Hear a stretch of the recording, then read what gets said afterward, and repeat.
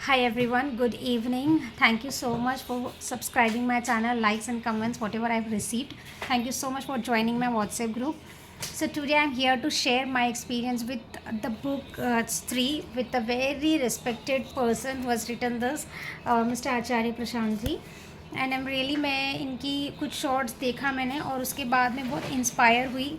मैंने उनकी कुछ वीडियोस देखे एंड फिर मैंने इनका ऐप डाउनलोड किया and thereafter I came to know कि इनकी कोई बुक है जिसमें स्त्री लिखा। बहुत सारी बुक्स हैं बट मैं बहुत ज़्यादा इस बुक से अट्रैक्ट हुई एंड मैंने इस बुक को मतलब बहुत बार पढ़ा। जब भी मैं ट्रिगर होती हूँ, जब भी मैं ऐसा लगता है कि लैक ऑफ कॉन्फिडेंस हो रहा है, मैं लो फील कर रही हूँ या मुझे ऐसा लगता है कि मैं मुझसे अब कुछ बड़ा काम होना मुश्किल है, तो मैं सीरियसली हीलिंग एंड एफर्मेशंस ये सारी चीज़ें तो लॉ ऑफ अट्रैक्शन फॉलो करते ही हैं, लेकिन उससे ज़्यादा इंपॉर्टेंट तो ये रहता है ना कि हम अपने सबकॉन्शियस माइंड को पहले रीप्रोग्राम करें।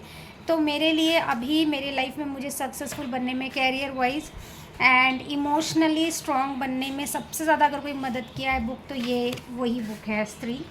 एंड इस बुक का चैप्टर 4 जो है वो बहुत मज़ेदार है। मैं इसीलिए चाह रही थी कि इस नॉलेज को आप सब तक पहुँचाऊँ। चैप्टर 4 का नाम ही है सुरक्षा नहीं मकान में, लड़की रहो उड़ान में। ये स्टेटमेंट सुनकर पढ़कर ही बहुत बहुत सुकून और अच्छा लगता है। ये कहानी है कन्वर्सेशन गाज़ियाबाद में 2014 में शायद आचार्य प्रशांत जी किसी से बातचीत किए थे, जिसमें प्रश्न करता है जिन्होंने सवाल पूछा था। मैं एग्जैक्टली बुक रीड करके बता रही हूँ, मतलब उसमें क्या सवाल थे और क्या जवाब है। तो प्रश्न पूछा गया था, आचार्य जी लड़कियों को काम के लिए अथवा पढ़ाई के लिए घर से बाहर बहुत कम ही भेजा जाता है क्योंकि समाज में एक डर व्याप्त है कि वो कहीं उनके साथ कुछ बुरा न हो जाए। ऐसी स्थिति में हम लड़कियों को क्या करना चाहिए? अब आचार्य जी बहुत ही सुंदर आंसर दिए हैं, seriously thank you so much. ठीक है, एक तथ्य है कि समाज में तमाम तरीके की हिंसा है, तथ्य है, इसको तुम गुब्बारे की तरह फुला नहीं सकते ना। और जब आदमी तथ्यों को देखे तो तथ्यों को उनके पूर्णता में देखना पड़ेगा। ये सच है कि आदमी के मन में विकृतियाँ बढ़ रही हैं, पर ऐसा भी नहीं है कि समाज कभी बड़ा साफ सुथरा रहा हो। आज तुमको जब चारों तरफ सुनने को मिलता है, पढ़ने को मिलता है कि ऐसी घटना और वैसी घटना, तो ऐसा भी नहीं है कि ये घटनाएं पहले नहीं घटती थी। सच तो ये है कि आज की औरतें के हाथ में थोड़ी ज़्यादा सामर्थ्य है, तो इसीलिए वो चिल्लाकर बता देती है कि मेरे साथ इस तरह दुराचार हुआ। पहले तो और ज़्यादा होता था, बता पाने की आवाज़ भी नहीं थी उसके पास। पुलिस में जाकर के एक एफआईआर भी नहीं लिखा जा सकती थी। ये हुआ एक तथ्य कि जब कहा जाता है कि घटनाएं बढ़ रही है तो घटनाएं बढ़ी तो है, पर ऐसी कोई बाढ़ नहीं आ गई है क्योंकि ये धारा हमेशा से ही बह रही है। ये पहली बात है। दूसरी बात, जब तुम कहते हो कि घटनाएं बढ़ रही है तो तुम बात ये करते हो कि सड़क पर, गली में और मोहल्ले में ये सब घटनाएं हो रही है।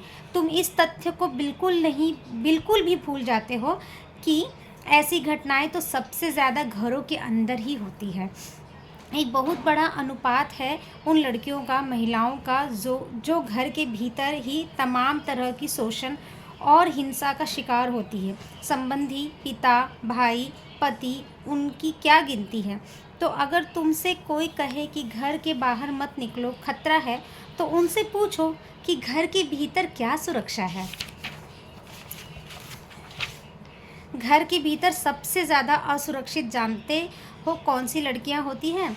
जो जीवन भर घर के भीतर ही रह गई, जिस लड़की के कदम खुले आकाश में नहीं निकले, जिसने दुनिया नहीं नापी, जिसने अपने हाथ मजबूर नहीं किए, जो शिक्षित नहीं है, जो कमाती नहीं है, जिसके पास ज्ञान नहीं है, जिसका मन खुला हुआ नहीं है, जिससे सब ज़्यादा संभावना उसी लड़की के शोषण की है। सबसे ज़्यादा संभावना उसी लड़की के शोषण की है। अगर शोषण से बचना चाहती हो तो फिर भी ज़रूरी है कि तुम घर से बाहर निकलो। घर के बाहर खतरा है, निस्संदेह खतरा है, पर घर के भीतर मैं तुमसे कह रहा हूँ, और बड़ा खतरा है, क्योंकि जो जगा हुआ नहीं है, जो बलहीन है, वो तो कभी भी शिकार हो जाएगा। तुम बात बात पर यदि निर्भय रही, हाथ फैलाती रही, पैसे दे दो, कपड़े दे दो, खाना दे दो, घर दे दो, सुरक्षा दे दो, तो तुम्हें क्या लगता है जो कोई तुम्हें ये सब देगा, तुमसे इनकी कीमत नहीं वसूली जाएगी, या मुफ्त में ही मिल जाएगा? मुफ्त में नहीं मिलेगा, कीमत दोगी। So hats off to this knowledge, hats off to this knowledge to Acharya Prashant ji. Thank you so much, and I am really grateful कि मैं ये टीचिंग्स आप लोगों को डिलीवर कर पाई।